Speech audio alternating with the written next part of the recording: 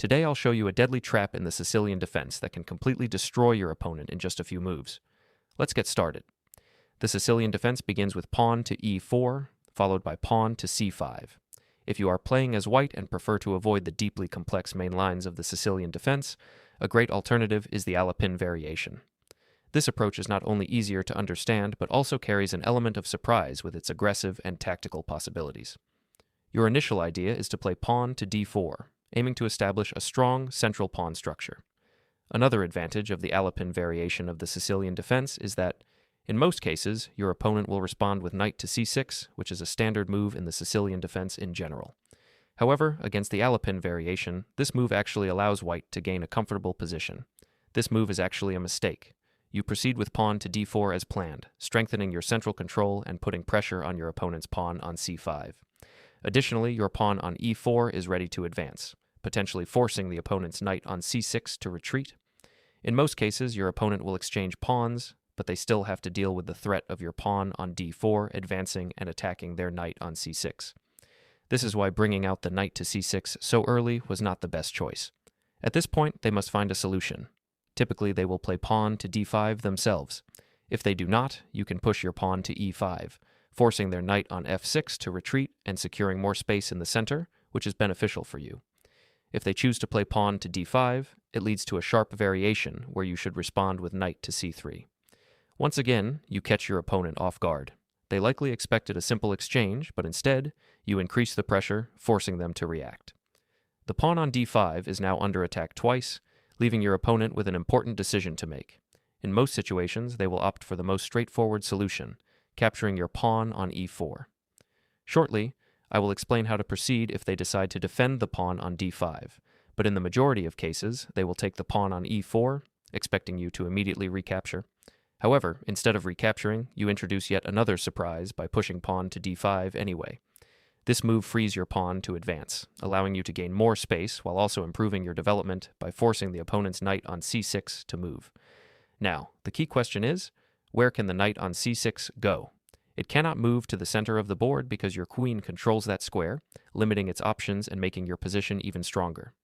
Moving the knight to b4 is also incorrect because after queen to a4, you create a double attack, forcing your opponent to lose their knight on c6.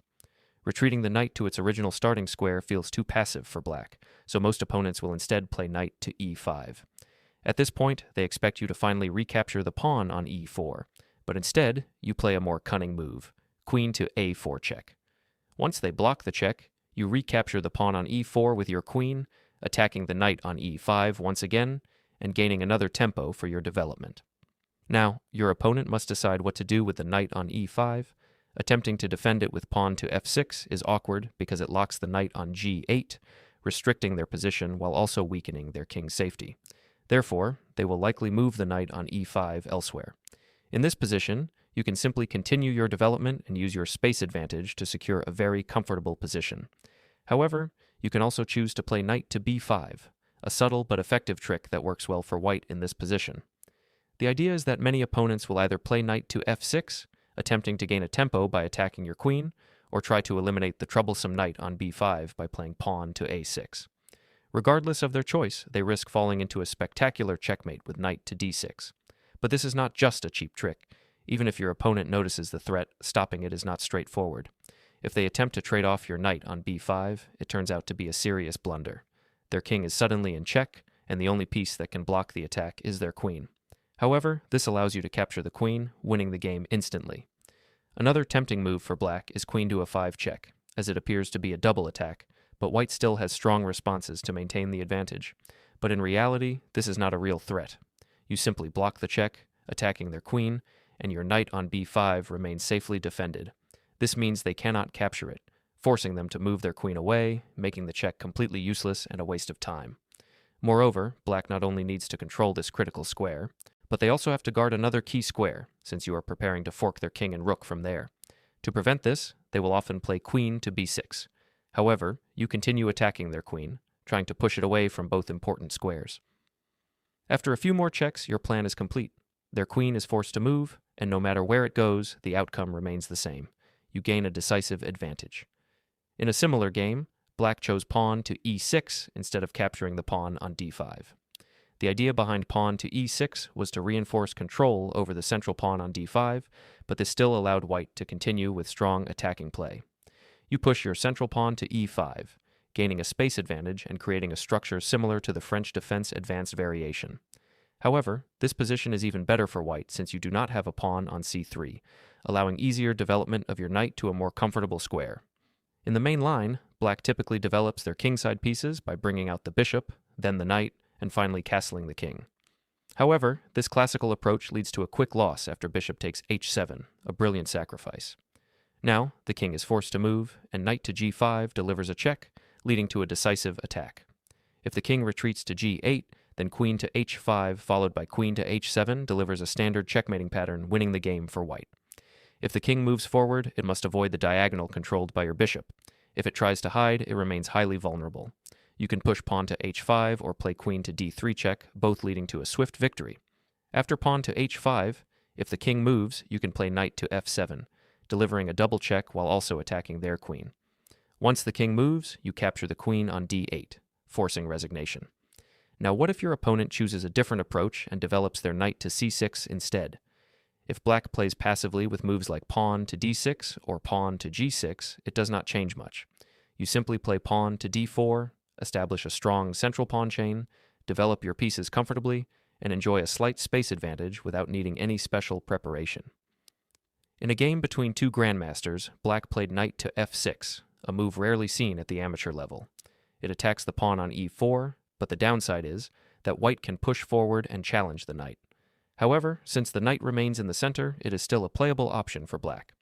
Despite this, white continued with pawn to d4, and after an exchange, black played pawn to d6, aiming to open the diagonal for their bishop. White played bishop to c4, gaining a tempo, and after knight to b6, continued with bishop to b5 check.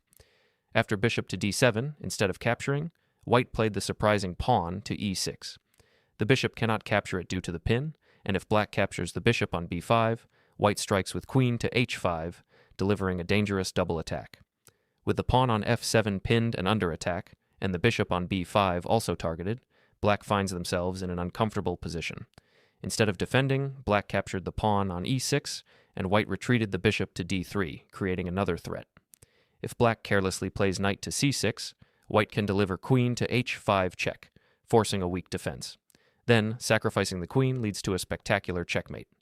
Seeing the danger, black played pawn to g6, but white continued with pawn to h4, aiming to advance with pawn to h5, keeping the attack alive and making defense extremely difficult. Black then played knight to c6. White responded with pawn to h5, continuing the attack.